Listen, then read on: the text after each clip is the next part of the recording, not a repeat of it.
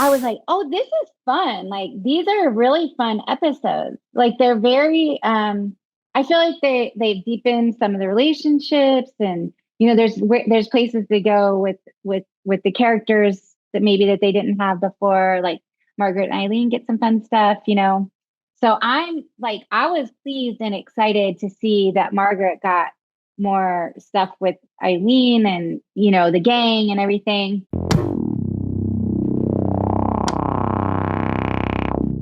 Hello, everyone, and welcome back to another regular show Wiki interview.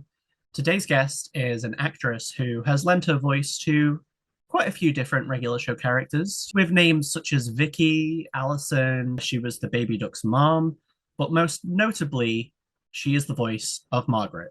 Everybody, please welcome Janie Haddad Tompkins. Yeah. Hi, Jordan. Thank you for having me. How are you doing today? I'm okay, thank you. And I think that are you based in the UK? Yeah. So it's evening for you where you are. Yeah, however, compared to other interviews I've done, this is actually quite early.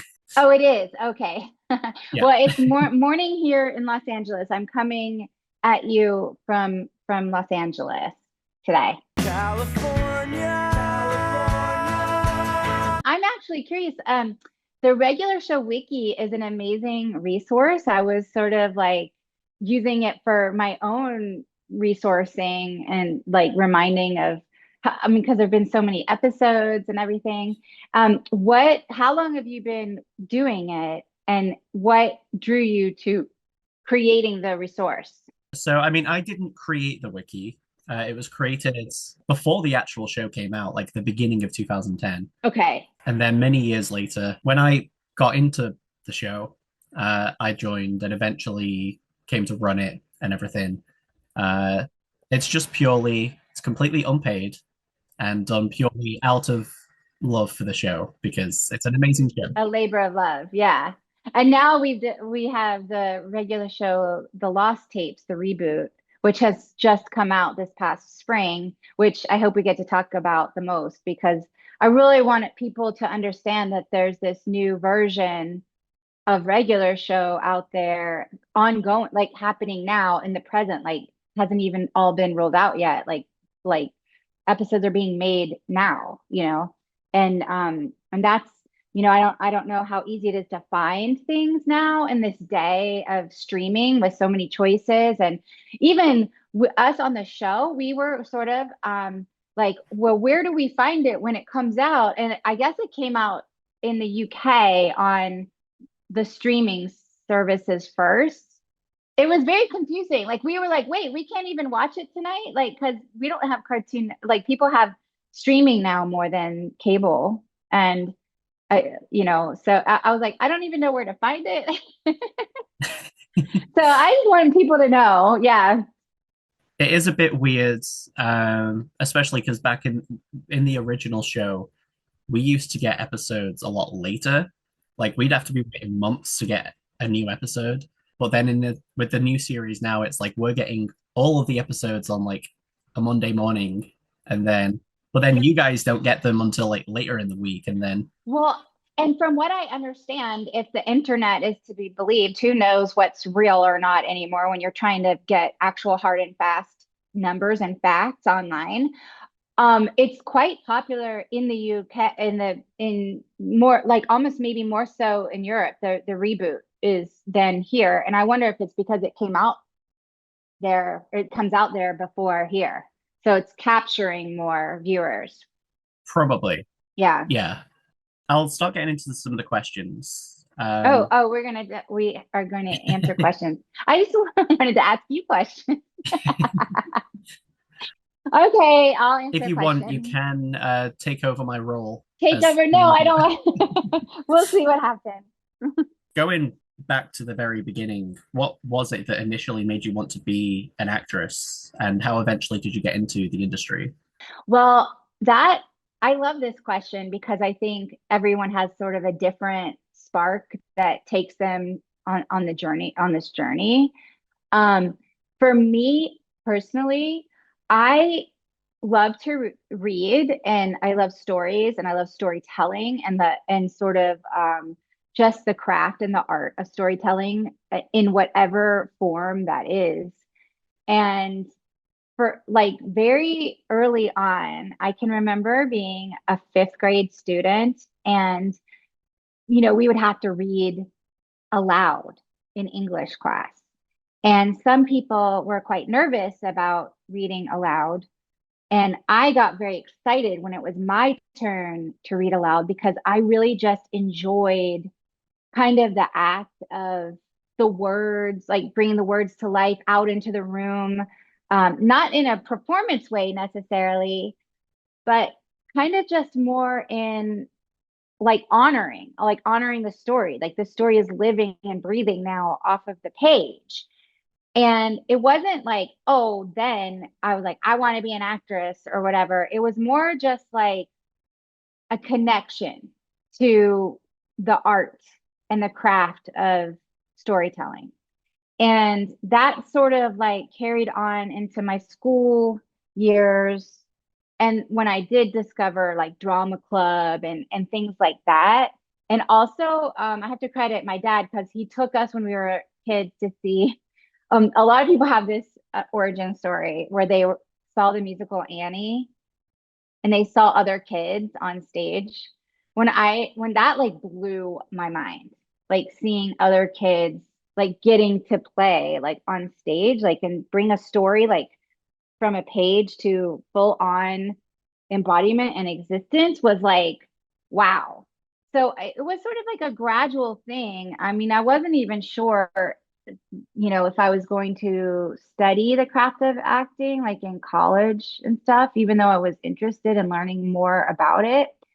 Um, because there was a part of me that was like, well, I'm also interested in just the human condition as a whole, which I think is connected to telling stories, right? Because you're telling stories of people and relationships and emotions and all this stuff. And I was like, well, maybe I'll study psychology or something like that. And I don't know, I got to college and I just kind of like fell into the theater department.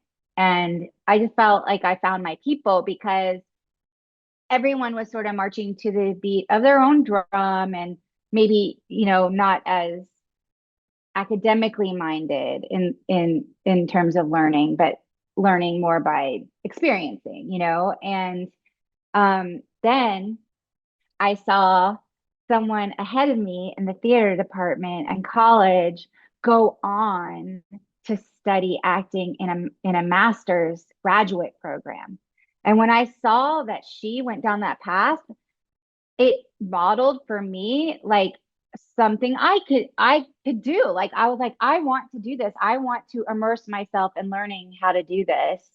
And and so that was sort of my journey, which was like studying storytelling and acting and I try to also like I've been doing a lot of writing lately too, and I feel like it's all very interconnected, right? It's you know yeah, it's basically just wanting to bring people's stories to the world.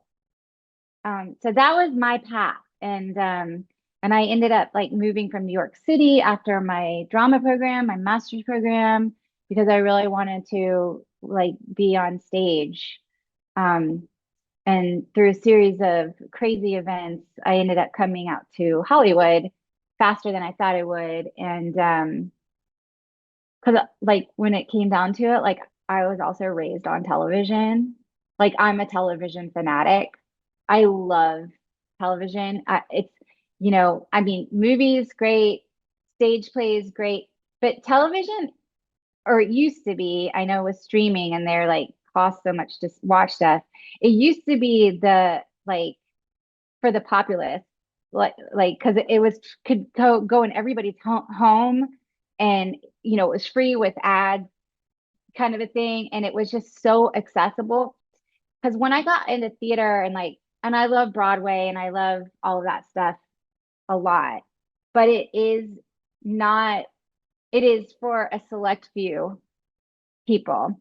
It's people who can afford it, people who can be in the areas where it's brought to you.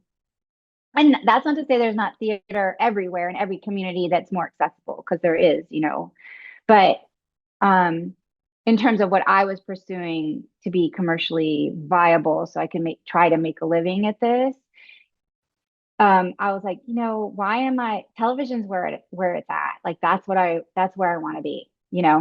And so that's sort of my whole crazy path, like mental mindset behind it. Well, so from there, how did you end up getting onto regular show? What was the kind of story behind that? The story behind that was I was a struggling actress. I mean, still kind of am a struggling actor. I've never not been a struggling actress because I don't have like a gig, or like people aren't calling to offer me jobs. I have to audition for everything I get. It's not, unless it's a friend or something and they're like, will you do this thing that I have no money for or whatever. But like I was so I as an underemployed actor, like you do a lot of jobs to pay the bills, pay the rent. So I was out here in LA and I'd been waiting tables and doing background work. I was a background actor on the sitcom Friends for the last 2 years of its run because I had moved to LA right when Friends was in its final 2 years. And where I was waiting tables were this group of actors and performers, and they were all like doing background work. And one of my friends, she had been a background actress on Friends since the beginning because she went to college with the actor who played Gunther and was there when the whole show got created, which was kind of like I know I'm going to butcher this and someone's going to come after me, but basically like there's this area in LA where there was like a coffee shop called the Bourgeois Pig, and the lore is like they created the show Friends kind of while they were working in writing in this coffee shop, the Bourgeois Pig, and the actor who played Gunther worked there, and they were like, and like there's a guy who works at a coffee shop, kind of like him or whatever. And I know I'm going to butcher this, but anyway, they were all like working as background on Friends, and I was waiting tables at this place, and I was auditioning during the day, and I had a commercial agent, but I didn't have a television agent, which is basically they call it a theatrical agent. A theatrical agent covers film and TV and sort of those types of jobs, but I had an agent for working in commercials, and I was waiting tables and I was catering. I was making money however I could. And I did background acting on Friends. And then I started working at this other restaurant that my friend opened that was like a comedy club. And then they had all of these, they had a performance venue there. I know I'm being very long-winded about how I got to regular show, but I want to explain it all because it's I think sometimes when people are like, well, I just auditioned and I got the job, and it feels like almost like mystical or magical or something. And there wasn't like all of this lead up. It's misleading to people who are pursuing these kinds of careers that but the truth of the matter is, this is a relationships based business. It's also a business that's based on sort of perseverance and tenacity. And it's also based on constantly cultivating your craft and generating stuff for yourself, like while all of these balls are being juggled, right? So here I was working, I was making money in commercials sometimes, I was doing background when it came up, and years went by, and I realized there were other actors who also did voiceover work. Now, I didn't know anything about voiceover work. I just knew about being an actor. And because there is a bit of like, there's overlap with being an actor and being a voice actor. And then there are people who only do voice, where that's like they don't want to be in front of a camera. Like they literally don't want to be on stage or in front of a camera. Um, so I didn't know much about that world. However, in my mind, I was like, well, if I could learn how to get into some voiceover jobs, that would expand my world. That would expand my exposure, skill set, uh, meeting people, understanding that world. And so, because I had a commercial agent, I was able to ask, hey, if I were to record some kind of a voiceover demo, would this help me get auditions in this world? And yes, and my friend, Joel Spence, I'm shouting out Joel Spence, who's still a good friend of mine. He was recording voiceover demos for people like on the side. And so he helped me put together like a 1 minute demo of voiceover work. And I was focusing more on commercial than animation because, like I said, I approached my commercial agent about this. So I was like, this rich and creamy yogurt is so delicious, or, whatever. And then he like put music under, and it sounded like a commercial for yogurt or something like that.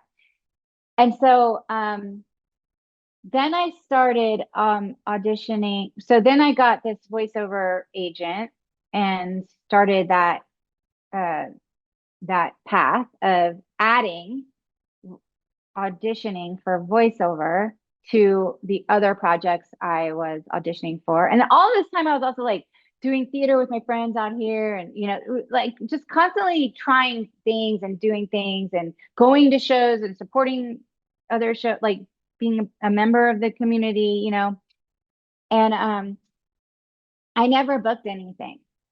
And I was basically like, oh, I guess this is a harder nut to crack than I thought.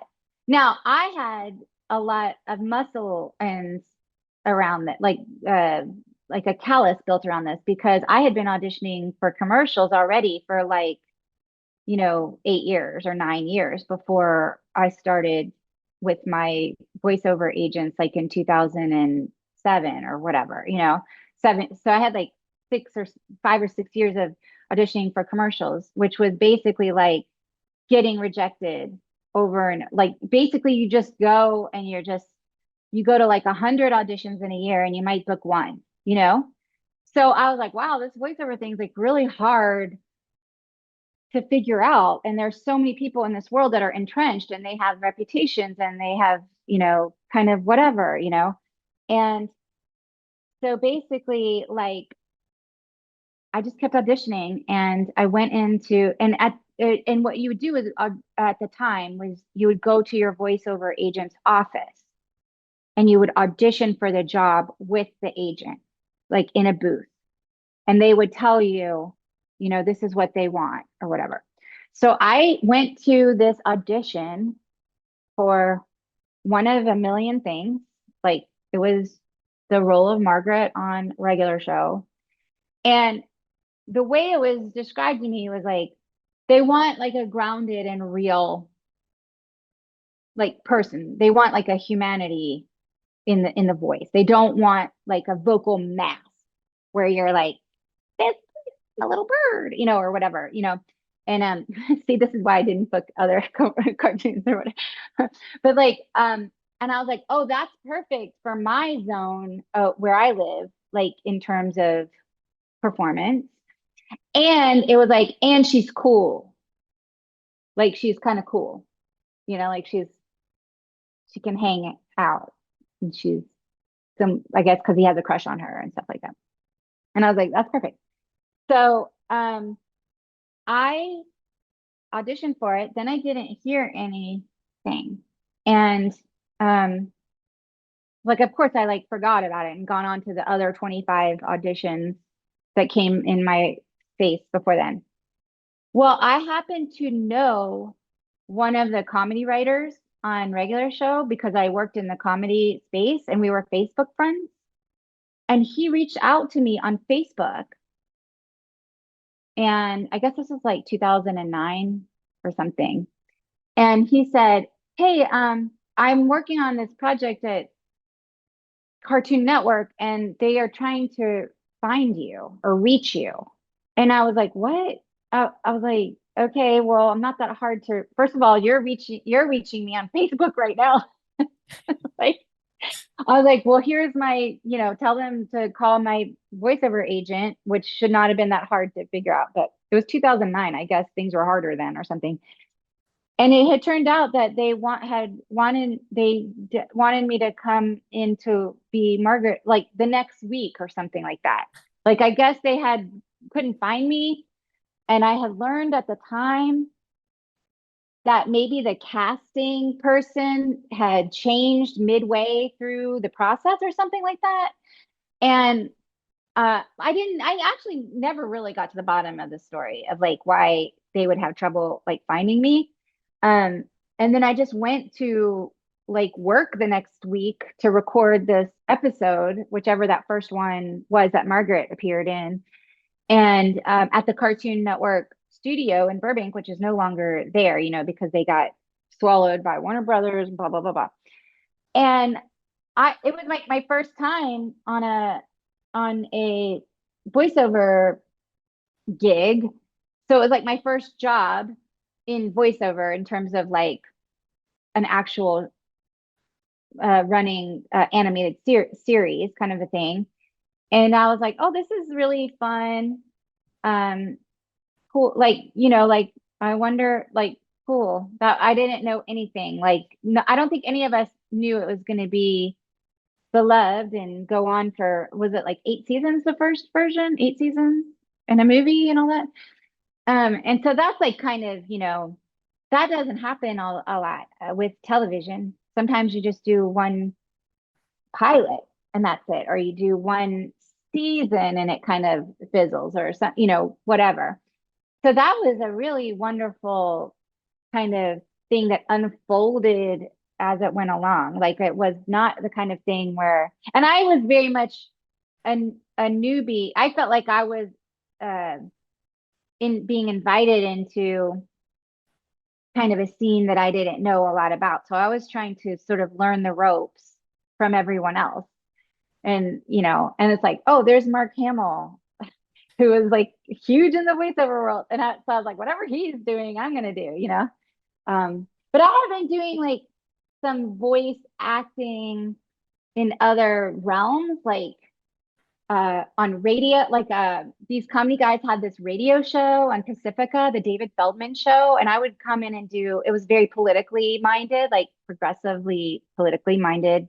Trigger alert for anyone who is triggered by progressive politics, but they would do these like comedy sketches. And so I was like doing stuff like that for free, just like for volunteering and like to be around like comedy people because these are like older comedy writers that I kind of idolized, you know what I mean? And they would have like all these awesome like guests come and do stuff for that. Like Paul Dooley, I met June Foray, um, like Robin Williams came in and did a sketch with us. We went to Terry Garr's home to record with her because she, was sick and couldn't come to the studio. So was doing all the stuff like simultaneously too to try to like build my chops.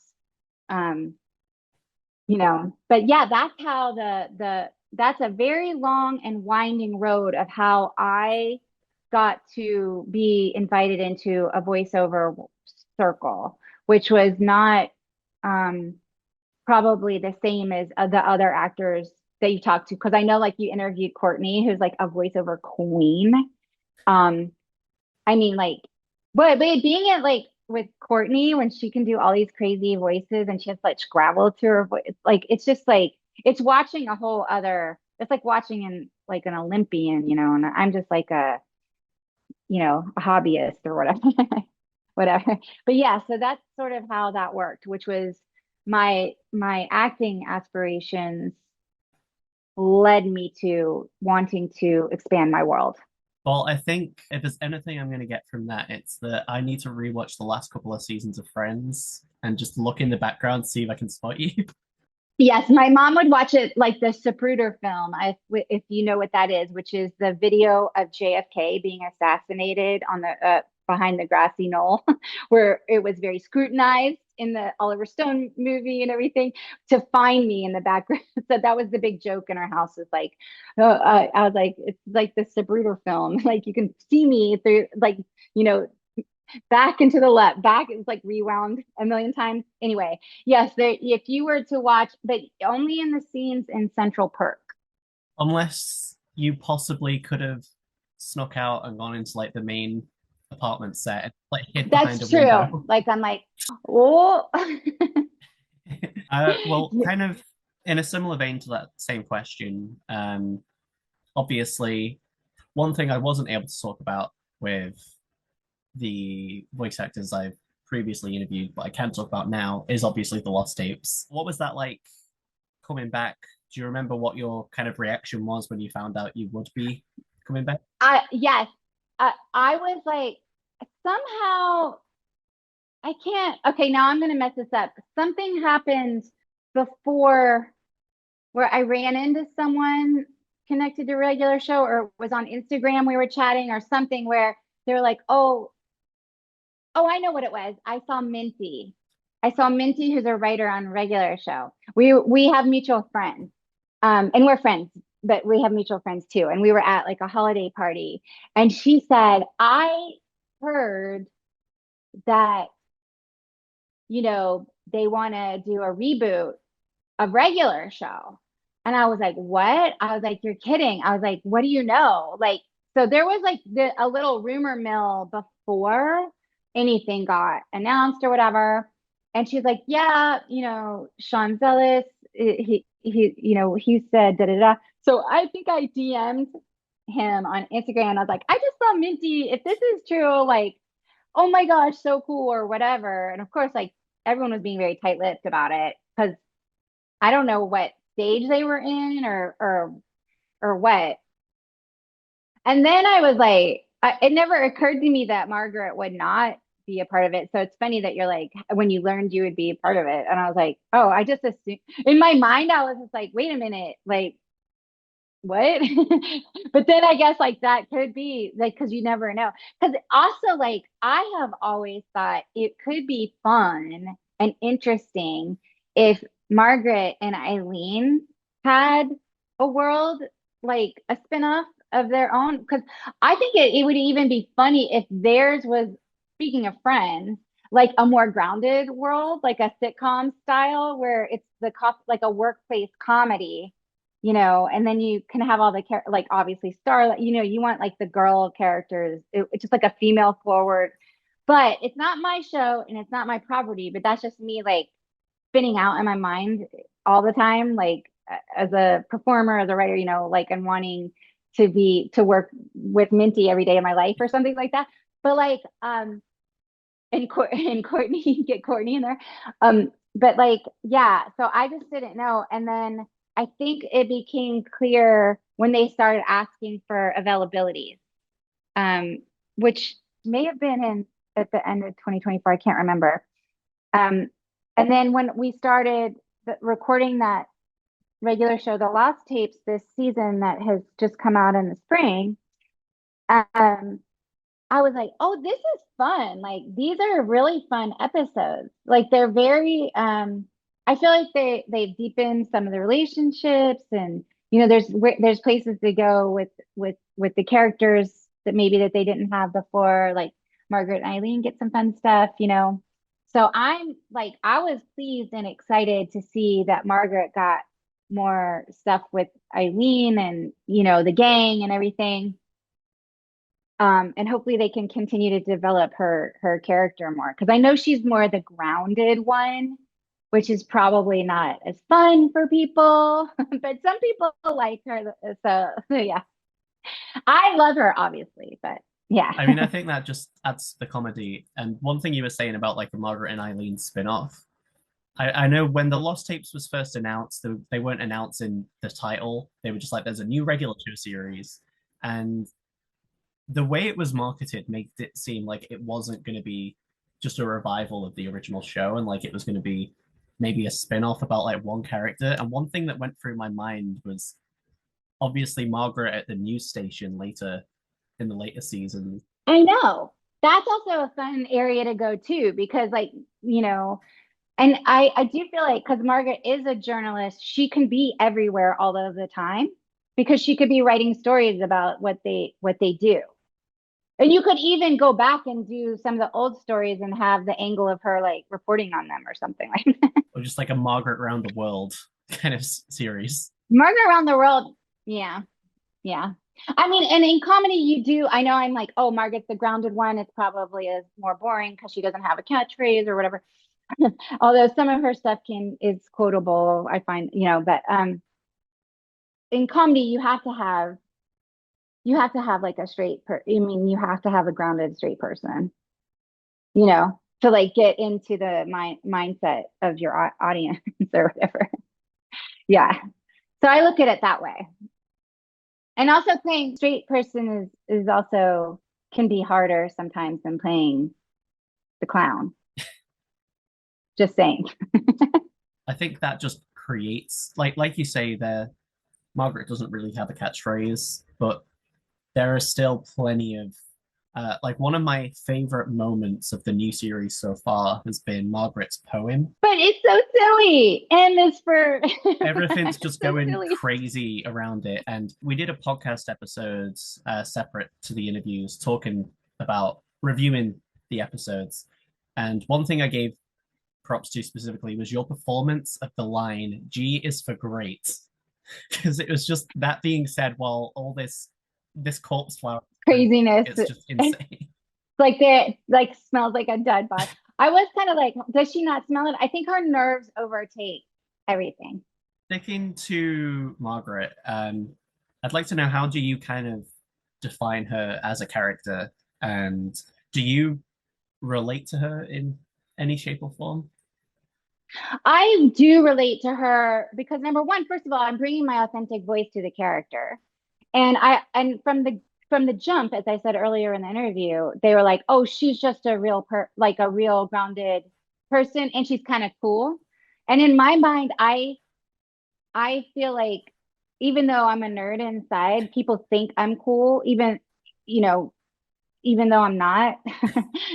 But like just because of like how I come, like there have been times I've been like super nervous about a million like something, and people are like, you didn't seem nervous at all. And I'm like literally like I was like sweating, but for some reason it wasn't coming. I don't know why that is, why there's like a disconnect or whatever.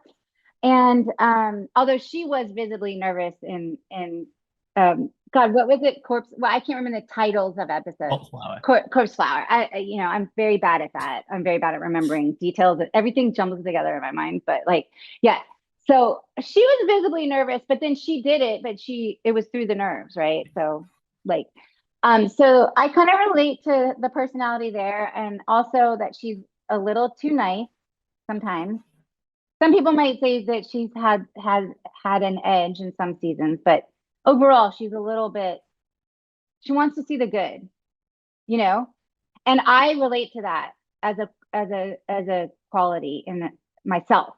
I want to see the good, and I also relate to her having ambition and pursuing career over becoming a trad wife. That's an extreme characterization of dating Mordecai, but I'm just kidding. Don't come after me, fans.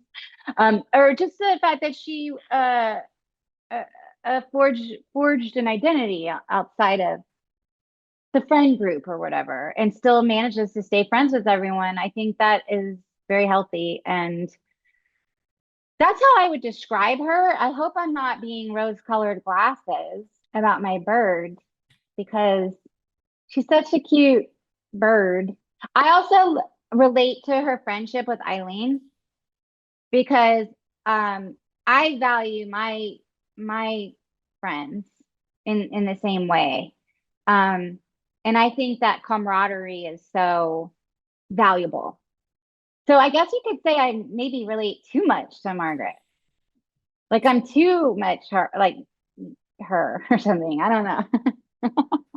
Well, there's a bit of a more jokey question. Obviously, Margaret, at least at the beginning of the show, and from what we've seen of the lost tapes so far, uh, is best known for being the waitress at the coffee shop. Yeah. Um, so I'm just curious to know, do you have a favorite? What's your go-to type of coffee? Well, it's funny you ask that because I know it looks like I'm drinking a weird drink right now. So basically, I just this past since May have gotten into, I'm going to show you. I bought on eBay, it's called a Bialetti. It's like a stovetop. I'm going to show you. I just bought it for $30 on eBay. So you put like the ground, you put the water in here, and there's a little filter for the grounds, and then you heat it up and it steams through and makes on the stove. And it's just this aluminum. I mean, you can find them on eBay. Like this was like $27. And it looks like I'm drinking something weird because I also needed to have like a protein.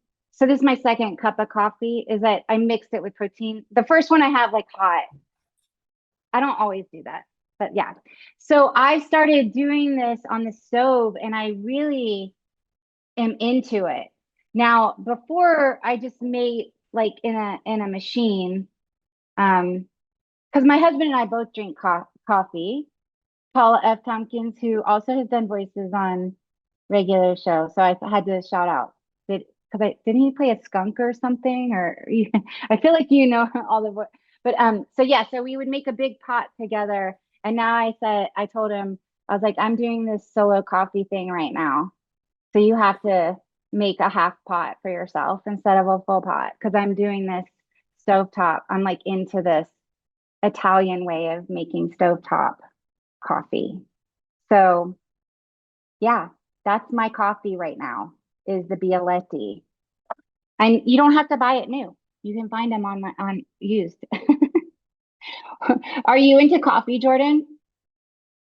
It depends. I mean, I say that as I've been drinking a nice coffee throughout this interview. Did you make it yourself or did you get it from a shop? It's from a shop. It's from a shop. Okay. I make my coffee, I mean, because I have coffee every day. And if you end up buying it every day, it can get a little pricey. So then you may as well just like invest if you have the time and space to do it. And that, but I also understand the ritual of going to a shop can be quite nice. And you're out in the world and you might see people, and shops can make like really good coffee better than, yeah. It's more so, I mean, not to try and enforce British stereotypes at all, but I probably drank more tea in my life than I have coffee. I can see that. I love tea as well. And we were in London in the fall. And so I bought some really nice teas when I was there. And I went to this really lovely tea shop that it was like this tiny little tea shop. And I gotta find where it was, but it was like delicious tea. Like you guys, the tea there is a lot better than the tea we have here. I don't know why. And I probably argue the opposite as well, that you guys have better coffee. We have better coffee. I know. I don't know. I don't know. I don't know. We just have to keep visiting. I'm glad we've got that Yeah. done because I feel like it would have been missed opportunity to not have a coffee discussion in the interview with the voice of Margaret. Yeah, definitely. Margaret should come out with like, or Margaret and Eileen should come out with a line of coffee or mugs or something. Or One thing I wanted to mention was just how Margaret deserves a lot more merch than there is. I know we don't have a Funko Pop. Eileen and Margaret don't have Funko Pops. The boys have Funko Pops. I tried to like on social media be like, hey, shouldn't Margaret and Eileen have Funko Pops and like tag? But I don't know how to get the movement behind it. It would be very easy to do as well, but because all would have to do is like recall a Mordecai for Margaret. Uh, Exactly. Eileen would be a bit more complicated than that, but like it's simply a recoloring thing. I I think someone told me because some of us from regular show have been going to some of these cartoon conventions lately and making appearances and interacting with the fans and stuff. So I see the Funko Pops because they want to get them signed by the cast. So I'll be signing like a Mordecai Funko Pop or something, or a Rigby Funko Pop. And I'm like, oh, Warren and Margaret one so bad. But then someone said at the Funko Pop stores, you can design a Funko Pop of yourself. I guess like Build-A-Bear or something, or like American Girl dolls or something. And I'm like, well, okay, but is it going to be is it going to look like Margaret or Eileen? Maybe what needs to happen is go to this Funko shop, make like 1,000 of them, and then just distribute them that way. Well, that would require a big investment up front that may or may not pay off, but I might be willing to try it just because. Wait, I just thought of something. So Bialetti, I know I'm like that I found my used one. Uh on their website, I saw that they do collaborations. So you can get one that is like there was like a Stranger Things Bialetti, and there was a Bridgerton Bialetti. So I feel like maybe regular show Margaret and Eileen Bialetti collab. Maybe that's the merch angle I think in. that I would don't sell out very quickly. because then people can make their stovetop coffee and be thinking of Margaret and Eileen in the coffee shop. Although in the coffee shop, supposedly the coffee isn't yet delicious, right? Because like in Coffee Shop Wars, which is a regular show, the Lost Tapes episode, they made it sound like it was like gross, not gross, but like weak diner coffee. I'm kind of in the mood for some really decent middle-of-the-road diner coffee. And that the coffee shop across the street had like, fancier coffee or something. There's always room for improvement. Yeah. But it's really the thought behind it. It's Yeah. not meant to be literal, the merch. It's the thought. Yeah. Do you ever go to conventions? Funnily enough, not here. I Okay. typically travel out to the US for that. Oh, really? But there are some in the UK, right? And they have them all over, right? Yeah, but nobody from regular show. So it's like, I'll give that a miss. But I do absolutely hope to come to one of the conventions that you guys do at some point. Well, I know for a fact myself, Minty, who is Eileen and one of the writers, Bill William Salyers, who is Rigby, and Sam Marin, who voices Pops and Muscle Man, and he's a great animator. The four of us will be at in Colorado Springs in August, and then we're going to a cartoon convention, the four of us, in November in Rhode Island. But it would be fun to come to one in the UK if they had, and meet, especially if there's so more people watching the Lost Tapes there. Because it's always nice to talk to the fans in person, and meet them and stuff and do panels and stuff. But yeah, I'm just curious. Yeah. Like I have a signed picture of Rigby from Bill, Yeah. from like an online stream thing that he did. But I just love to get signed photos from all of you guys. And I was very shocked when I opened up Instagram last week and saw that Mark Hamill had joined you guys. I know. In Anaheim. We were just in Anaheim at Fan Expo Anaheim this past weekend. Mark Hamill was the big featured guest there. And we had a regular show panel that he wasn't scheduled to be on, but he joined us at the end. And I was so excited. I was like, oh, this is so cool. Because, he's Skip on the show. And I'm sure a million other voices if you look back over things or whatever. But like, yeah, and that was really cool. He's such an icon. Now I'm like, oh, how do I want to be part of the Star Wars verse? Like, I gotta get on like Mandalorian or something because I just think those shows are so awesome. And yeah, You should just beg Mark to get you in touch with someone. I don't know. I mean, I don't even. I'm sure like a lot of people are begging him for that. So Back onto Margaret. Have you got a favorite specific quote from Margaret? from Margaret, I like because some people ask me to sign a quote when I sign to them, and I always put Margaret always Margette's the bad guy because it's so dorky and silly and stupid. But then I was like, should I start signing have a great week, diaper boy, or so, something like that. But then I'm like, what are the quotes? But now you said you really like that my delivery of G is for great in the poem recitation. And so I'm like, that's kind of funny. G is for great. What would be crazy if I signed the whole poem like M is because that would be a really It's like down the long, side. yes, which I shouldn't start that. I should just say Margaret and then in the G say is for great. Yeah. Oh, wait, that's cute. Now you're making me think of a fun, cute signature thing. Margaret, and then I just put the G is for great in the G of the Margaret. Margaret. Or Margaret. Margaret. Yes. Yes. Okay, yeah. That's what I'm giving you for now because it changes all the time. It's hard for me to pick favorite anything because I'm so grateful that the show is happening again and that so many people have enjoyed it. I don't even like to pick it apart. I just like to be like, it's this cool world that came out of JG's brain and we all get to play in it. So so yeah, that's it. Obviously, as I mentioned at the start, you have played some other characters aside from Margaret. Do you have a favorite one of them? Yes, Mama Duck.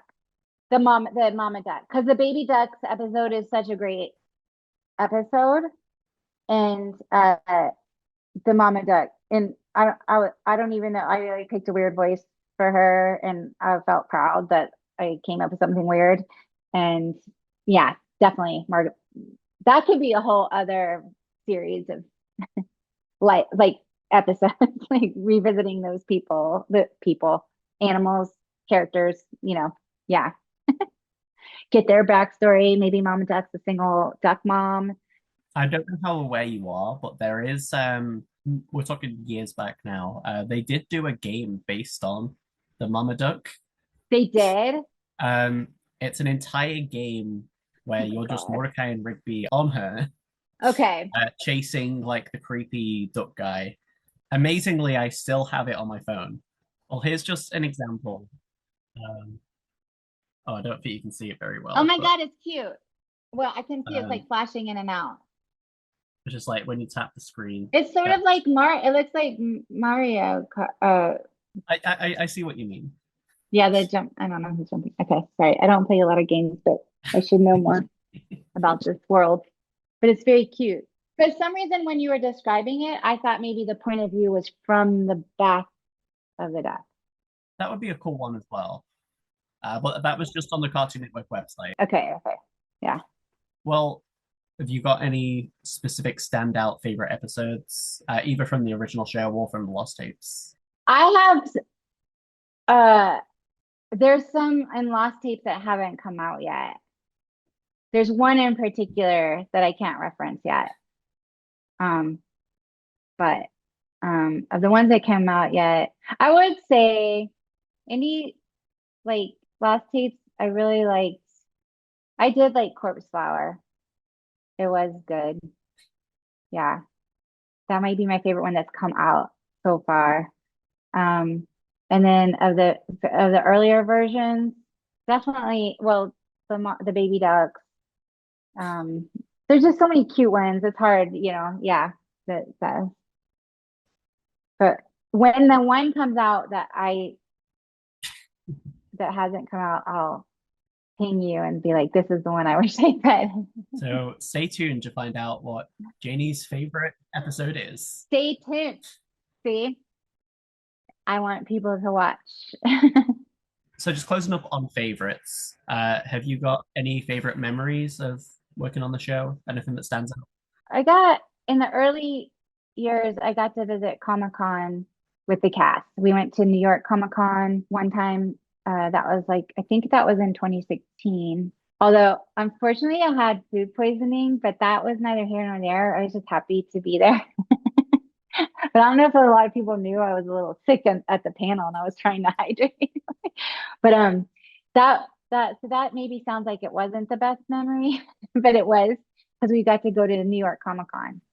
Um, this is a bittersweet memory, but when the show ended, the first go round, like the whole thing ended, was that I think would have been 2017. in 2017, 2017. Um, there was like a wrap party for the cast and crew and everybody that was held at this like hip hipster bowling alley. And uh so it was like there was like a cake and like pizzas and we got to bowl together and like it was bittersweet because it was the end of everything. And it was also just a fun party, like to go bowling with your castmates because it was like the hipster bowling alley. So it was like they had the whole place for the party. So we weren't like, you could just go up and bowl for free, you know? So that was cool. That was a really fun and sad night. I think I have a picture of us all from that night. Because they were people taking pictures and stuff. So I'll have to look for that. In general, just people being with the other artists of the show figure into my good memories about it.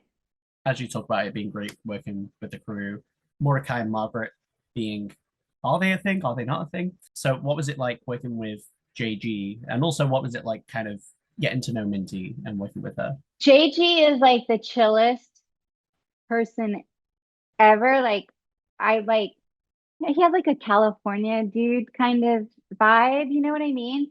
And like I'm like, does he ever get mad or But I love that he's very friendly and affable person and obviously very, like creative and stuff. Um Minty, I feel like she's like so smart and uh like her humor is very dry, very similar to Eileen's, you know? And she's also a very curious person. I respect her for that. Like she sometimes we'll just be talking with her and you're like, oh my God, she has asked me like a million questions and I didn't even realize that. Which I think is a really cool quality in a person. Sam is funny because he's quiet, but I think he's like an old soul, you know? He's like he doesn't even have like a well, he has a smartphone, but he doesn't like he only takes it out when he's traveling and stuff like that. Like he's really old school in that way and it's it's really truly organic to him. Like he's not like making a statement or pushing it on people. Like that's just how he is. Like he sort of has a appreciation for living in that way and he knows a lot about animation and stuff since he studied being an animator. Bill is I feel like he's the most gregarious of us. Like he's the most like extroverted maybe. Um he does a lot of things. So when people come visit his tables at the conventions and stuff, like he's known for other like he's been in like other like video games and stuff like that. Like and so he has like a bigger body of voice work that people might gravitate toward him for, and he's he's fun. He's like opinionated and he's just funny. He's just like funny and self-deprecating, but he's a nice guy. Everyone's so nice. So like for me and Courtney's like really cool and she's active in a lot of causes and she has a really cool cause called Nerds Vote, which is where she tries to get young people who are fans in the fan world, the fandom, to register to vote because they're sort of an underrepresented demographic and She doesn't tell you how to vote. She just says register and participate, like participate in the system. And her organization is called Nerds Vote, and she's also active in our unions, our performance unions and stuff like that. And so she's super smart and really cool to talk to, and has a lot of, you know, values around stuff. So, oh, and the other, I should say, so Roger Craig Smith was someone who I love to work with in person and in the first iteration of Regular Show, but now he's moved out of state. So when we work with Roger, he's on a Zoom mic or like a God mic or something. And so it's probably good because he's a like class clown style person. And I would crack up a lot when I was around him, and it made for the things not going smoothly because I would just like want him to be a cut up kind of a thing. And so it's probably good he moved away so that we can be more professional in the, or I should say, so I can be more professional in the booth. But those are my experiences of everyone. I hope it was okay to like talk about them, but oh, maybe they'd be like, I'm not like that. What are you talking about? That's just my impression. So take it everything with a grain of salt. And of course, as you have mentioned, your husband Paul was also on the show. Yeah. Did you were you in the booth at the same time? Or No. Which kind of a bummer. I thought, you know what I thought you were gonna ask is, did I get him the job? Because that would be funny to me. I mean, did you get him the job? No, I did not. I did not. I wish that I had that kind of power on anything to get anyone a job, including myself on things. No, no, we did not work in the booth together, but that would be a dream of mine. Okay, because I was curious because you are both in the same episodes sometimes, but I don't know exactly if every single scene of one episode is recorded at the same time. Isn't it? Well, they usually are, and maybe we were in 2010 or something, and I don't remember it, but or 2011, whenever he came on. But yeah, I don't think we were in the booth together. I'll have to ask him and say, were we in the booth together ever? Yeah, because we do usually record together when we can, but I don't know. But we were not in the same scenes, right? Don't think so, no. But they were the same episodes, but not things. So like they could have recorded him as a guest. They maybe brought him out to record as it like around his schedule or something like that. Because we're not always with the guest stars. At least I'm not, and I wish I were. How would you say working on regular show differs from the other everything else that you've worked on? It's the only animated series that I've recurred on. So even other animated shows that I have lent a voice to, or a movie, I worked on Leo, that's on Netflix. So that was a one-off, you know. And that's because I know Robert Smigel and I'm a big fan of his. So I was like so honored to get to work with Robert Smigel, and I would work with him on anything. He's like the nicest person on the planet. And then I did a voice on Long Story Short, which is on Netflix, but that was just a one episode guest star. That was pretty intimidating because I was at the table read with everyone on that show, and it was all the makers of BoJack Horseman and stuff. And I was like nervous, but it was so super fun. But then I recorded alone, like the table read was with everyone, but then I recorded alone. Whereas with regular show, we don't have table read. We just go in the booth and they kind of are like, in this scene, this happens, go. And it's like, oh, it would be useful maybe to have a table read, but that's not how they do it. So everyone has their own little process that's different, you know. But yeah, and then I mostly work in live action. So it's different in that way. Uh yeah. And that's like you have to memorize, which is scary. I mean, one thing that I have mentioned in past interviews that obviously everybody doing this would have to be comfortable with it, but I've always just loved the idea of potentially getting to see just a raw recording session for a regular show. Yeah, like a little behind the scenes, some behind the scenes. I think a behind the scenes little doc would be cool, actually. I don't know who would do that. I guess Warner Brothers would have to do that, but because they own the property and stuff.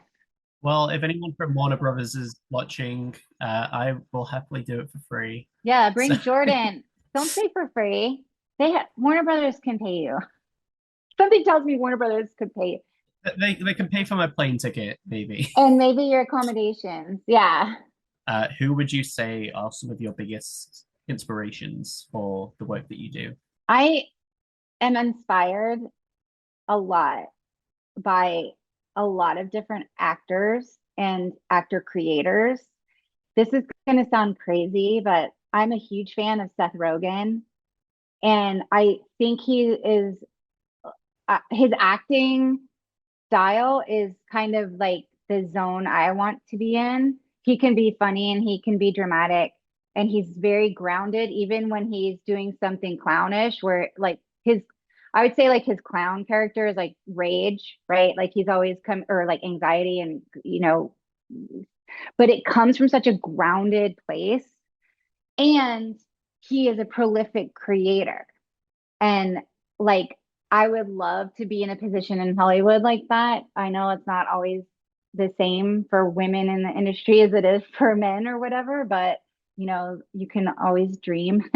um, so I really find him inspirational, and he comes off. I don't know him, but he comes off as an authentic person, like in interviews, and is very open and honest about things. Other than that, like there's just so many people. Like I, I'm like I said, I'm a big television fanatic. So, I love Olivia Colman's career. Like I'm obsessed with her. I love British actors a lot. I watch a lot of British television. I love the British style of acting, of just like very grounded and they bring so much humanity, I feel like, to the way they approach acting. Um, and they're not precious, about it. I mean, I hope I can be like stereotypical about it, but yeah, there's just, I don't know. I hope I can say that. My dream would be to be on a television show that shoots in London, even if I'm playing an American. Like, on Downton Abbey, how like the mom is American, Elizabeth McGovern, is that her name? Elizabeth, like she, like that, like dream job. Okay. Total dream job. Set up a petition from this to get Janie Haddad Tompkins on Downton Abbey. Some kind of shit on Downton Abbey. So they've ended their run. So yeah. The next Downton Abbey. The next whatever that is. Whatever Downton that Abbey, is. The Lost Tapes. Downton Abbey, The Lost Tapes. Yes. I just wanted to ask if you've got anything that's coming up that you'd like to promote. Yes. Oh, thank you for saying that. Yes, because we did discuss. So Jordan did tell me before we began, they listen to Stay of Tompkins, which is my podcast that I do with Paula Tompkins.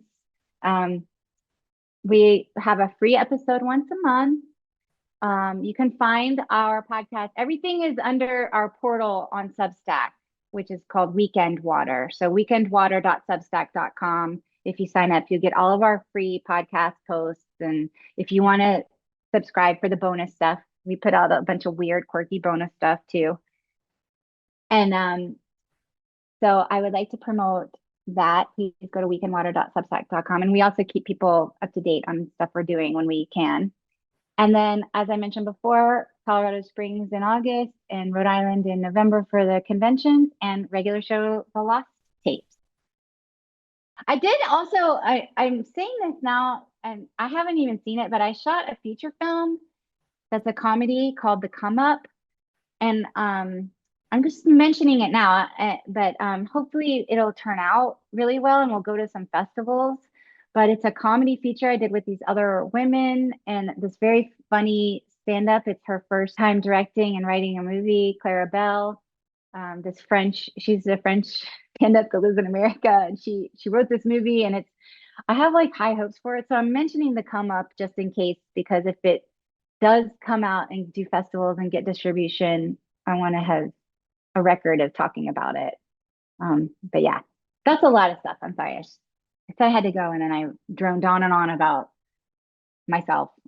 And if people want to hear more from you, where can they find you on social media? Definitely come Substack, weekendwater.substack.com, because I also post there in the little notes section a lot. And I'm on Instagram. My handle is Lebanese Looker on Instagram, and I'm Janie Haddad on Blue Sky, at Janie Haddad on Blue Sky. So yeah. And I never know where to post the most. So I'm always, because social media is crazy. Well, Janie, thank you very much for joining us today. It's been an absolute pleasure. Thank you, Jordan. I really am honored that you wanted to talk to me and that you had such wonderful, thoughtful questions. And I hope people enjoy this interview and that I didn't go on too long.